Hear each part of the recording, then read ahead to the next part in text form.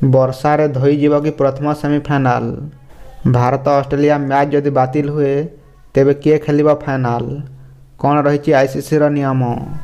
ଆଜି ଅର୍ଥାତ୍ ମାର୍ଚ୍ଚ 4 ତାରିଖରେ ଭାରତ ଏବଂ ଅଷ୍ଟ୍ରେଲିଆ ମଧ୍ୟରେ ଚଳିତ ଚାମ୍ପିୟନ୍ସ ଟ୍ରଫିର ପ୍ରଥମ ସେମିଫାଇନାଲ ମ୍ୟାଚ୍ ଖେଳାଯିବ। ଉଭୟ ଦଳ ଏହି ମ୍ୟାଚ୍କୁ ଜିତି ଫାଇନାଲରେ ନିଜ ସ୍ଥାନ ସୁରକ୍ଷିତ ରଖିବାକୁ ଚାହିଁବେ। ମ୍ୟାଚ୍ର ଫଳାଫଳ କିପରି ବାହାରିବ ସେଥିପାଇଁ ବିଶେଷ ଧ୍ୟାନ ଦିଆଯାଉଛି। ଏହି ନକ୍ଆଉଟ୍ ମୁକାବିଲା ପାଇଁ ଉଭୟ ଦଳ ଜୋରଦାର ପ୍ରସ୍ତୁତି ଚଳାଇଛନ୍ତି। ତେବେ ଏହାରି ମଧ୍ୟରେ ଏକ ବଡ଼ ପ୍ରଶ୍ନ ସାମ୍ନାକୁ ଆସିଛି ଯେ ଯଦି ବର୍ଷା କାରଣରୁ ସେମିଫାଇନାଲ ମ୍ୟାଚ୍ ବାତିଲ ହୁଏ ତେବେ କେଉଁ ଦଳ ଫାଇନାଲରେ ପହଞ୍ଚିବ? ଏଥିପାଇଁ ଆଇସିସିର କ'ଣ ନିୟମ ରହିଛି? ବର୍ଷା ପାଇଁ ଚାମ୍ପିୟନ୍ସ ଟ୍ରଫିର 2ଟି ମ୍ୟାଚ୍ ବାତିଲ ହୋଇଥିବା ବେଳେ ଏହି ମ୍ୟାଚ୍ରେ ମଧ୍ୟ ବର୍ଷା ହୋଇପାରେ ବୋଲି ଅନୁମାନ କରାଯାଉଛି। ଏଭଳି ପରିସ୍ଥିତିରେ କେଉଁ ଟିମ୍ ଫାଇନାଲ ଖେଳିବ? ଆଇସିସି ଏଥର 2 ସେମିଫାଇନାଲ ପାଇଁ ରିଜର୍ଭ ଡେ ରଖିଛି।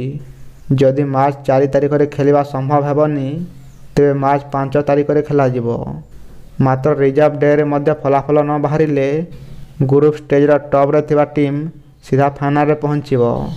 ଏଭଳି ପରିସ୍ଥିତିରେ ଫଳାଫଳ ନ ବାହାରିଲେ ଭାରତ ସିଧା ଫାଇନାଲ ଖେଳିବ।